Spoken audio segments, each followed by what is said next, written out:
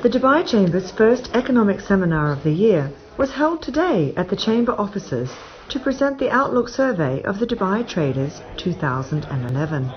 Also discussed were the UAE food imports in the light of demand response, diversification and price volatility, and macroeconomic developments from 2011 to 2015.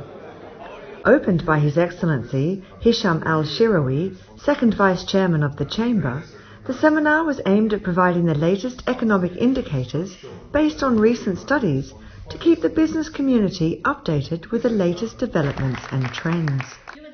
Based on results from the Traders Outlook Survey, the first presentation by Mrs. Marietta Morada of the Economic Research Department highlighted the importance of Dubai's trade sector, which has shown a remarkable resilience to the global financial crisis. The survey also revealed that traders expected access to financial services to remain limited and the improving efficiency of current operations to include lowering costs.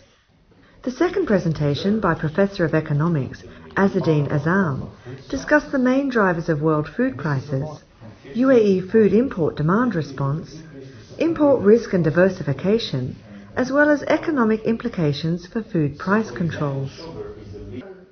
The final presentation by the Economic Research Department revealed an expected UAE growth rate higher than 5% annually, reflecting strong performance of the manufacturing, tourism, logistics, communications and trade sectors in Dubai, as well as large public investment spending in Abu Dhabi.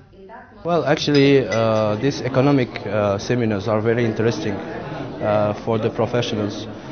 First of all, to understand the trend of the economy, to understand the perspective where UAE is going, and actually also for people to build a strategy and decide for the future.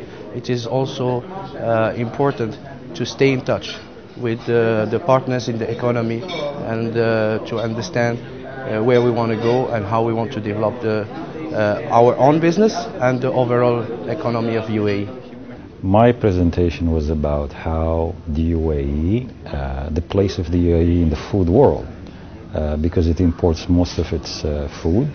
What we're trying to do is to understand the extent of risk that the country faces because it doesn't have significant agriculture to support its food consumption. So that's what it's all about.